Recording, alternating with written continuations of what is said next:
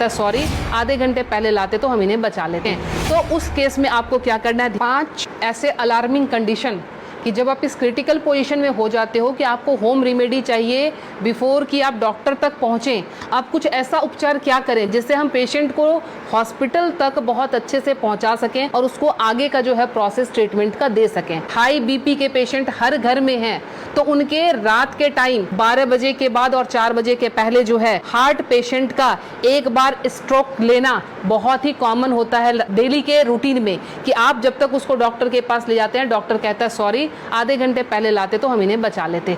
तो वो time spam आपको कैसे बढ़ाना है ताकि हम मरीज को ट्रीटमेंट दे सकें। तो उस केस में आपको क्या करना है, ध्यान रखें, ये जो हमारे फिंगर्स के सामने ये नाखून जो मैं पॉइंट कर रही हूँ, इस पॉइंट को आप लोकेट करके ध्यान से देखें, ये हमारे बाइलेटरल है, मतलब दोनों ही हाथों की उंगलियों पे हम इसको इस्तेमाल कर सकते हैं।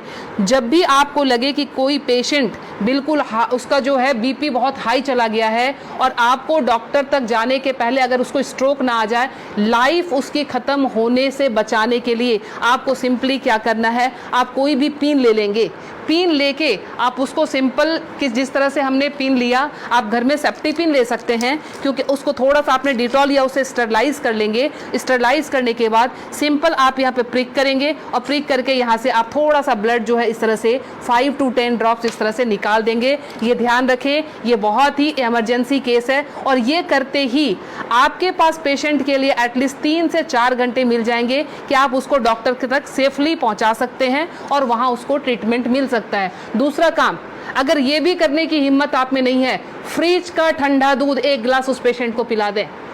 ठंडा दूध पिलाते ही आपके पास ड्यूरेशन बढ़ जाएगी, आप 2 घंटे तक हॉस्पिटल के अंदर उनको लेके आप जा सकते हैं। ध्यान रखें। दूसरी हमारी अलार्मिंग कंडीशन जो होती है वो होती है एसिडिटी की।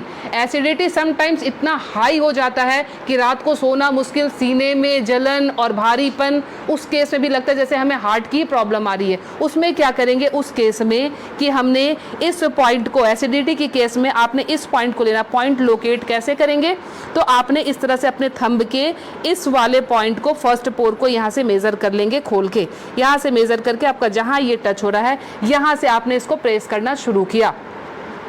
20 to 30 टाइम्स इसको आप डीप प्रेस करेंगे। एसिडिटी बन रही है या फिर सर दर्द हो रहा है एक्सट्रीम पोजीशन पे, आपको उस समय वो रिलैक्स देना शुरू कर देगा, क्योंकि जब जलन होती है आपके बब्स निकलते नहीं है, इसीलिए वो यहाँ पे अटैक कर रहा होता है, जिससे पेन आना शुरू हो जाता है। तो आपको क्या करना है, इसको प्रेस करेंगे, आपको रिलैक्सेशन होना शुरू हो जाएगा। तीसरी चीज़, हमारे मोशन सिकनेस या हम ट्रैवल कर रहे हैं तो हमें वॉमिटिंग आती है, या जनरल केस में भी अगर वॉमिटिंग आती है या नॉजिया रहती है, वॉमिटिंग टेंडेंसी, वॉमिटिंग आ नहीं रही है बट ऐसा लगता है कि वॉमिटिंग आएगी, इस केस को हम कैसे हैंडल करेंगे। आप अपने ये रिस्ट के क्रीज ले लें, ये रिस्ट के क्रीज आपको दिख रहे हैं, इस क्रीज से, ये जो क्रीज हमारी बनी हुई है, इस क्रीज से अपने ही फिंगर को रखना है, ध्यान रखना है, अपने फिंगर के 2 फिंगर को रखना है। इसके बाद ये पॉइंट जहाँ पे आता है इसको आप लोकेट करेंगे और ध्यान से देखें, यहाँ पे 2 आर्टरी आ रही होती है, आप जब फील करेंगे 2 आर्टरी के बीच में, ये यहाँ पे आपको इस पॉइंट को अब दबाना शुरू कर देना है। अगर आप इसको तेज दबाएंगे, इमीडिएटली आपके वॉमिटिंग टेंडेंसी जो है वो वहीं स्टॉप हो जाएगी और ये आपके मोशन सिकनेस में भी काम करेगा। कहीं आप ट्रैवलिंग में जा रहे हैं तो वहाँ ये काम करेगा। अब मोशन सिकनेस को रोकने के लिए घरेलू उपाय क्या करें। पुराने ज़माने में ध्यान है आपको 10 पैसे के और 5 पैसे के सिक्के मिलते थे, वो सिक्के अगर आपके पास हैं तो सिक्के को सिर्फ मुंह में रख लेना है, कुछ नहीं करना है। वो रख के, या पान के पत्ते, ध्यान रखें मैं पान खाने की बात नहीं कर रही हूँ, उसमें गुलकंद और वो सब मिलाने की, मैं सिर्फ कह रही हूँ पान के पत्ते, वो आप चबाते हुए चले जाएंगे, आपका मोशन सिकनेस जो है वो कंट्रोल हो जाएगा। तीसरी चीज़ जो आती है एलर्जिक अस्थमा की, मतलब एक ही आपको स्ट्रोक आया और आपके जो है बिल्कुल सांसें फूलनी शुरू हो गई, सांस नहीं आ रही है, हेवीनेस आ रही है, उस केस में आप क्या करेंगे, अपने नाक को खोलने के लिए, ताकि ब्रीदिंग आपकी एकाएक स्टार्ट हो जाए, आप अपने हाथ को लेंगे और इस तरह से नाक को सटाएंगे। नाक की टिप जो है हाथ के जिस पार्ट को टच कर रही है उसको दबाना शुरू करेंगे और ये बहुत पेनफुल होता है, ध्यान रखें। आप अपने आप भी इसको दबा नहीं पाएंगे, बहुत ज़्यादा पेन होता है। हमने पेशेंट को ऐसे किया, ये टिप जहाँ पे आया, और ये 90% पेशेंट को ये पेनफुल वैसे भी होता है। आप उठा लीजिए, अब ये यहाँ पे इनका टच हुआ था, ये जब हम दबाएंगे 90% पेशेंट को वैसे भी, क्योंकि हल्के हल्के एलर्जी की प्रॉब्लम इन दिनों महामारी बीमारी के बाद लंग्स सबके वीक हुए हैं, तो सबके जो है ये प्रॉब्लम रहती ही रहती है। लास्ट में आपको बता रही हूँ इंसोम्निया के लिए, नींद नहीं आती है उस केस में आप क्या करेंगे। नींद नहीं आने के केस में हमने क्या करना है कि ये हमारा ईयर लोब है, ये पूरा सेक्शन जो है ये ईयर लोब का है। रात को आप क्रीम या तेल लेकर इस सेक्शन की इस तरह से हल्के हल्के हाथों की मसाज देंगे।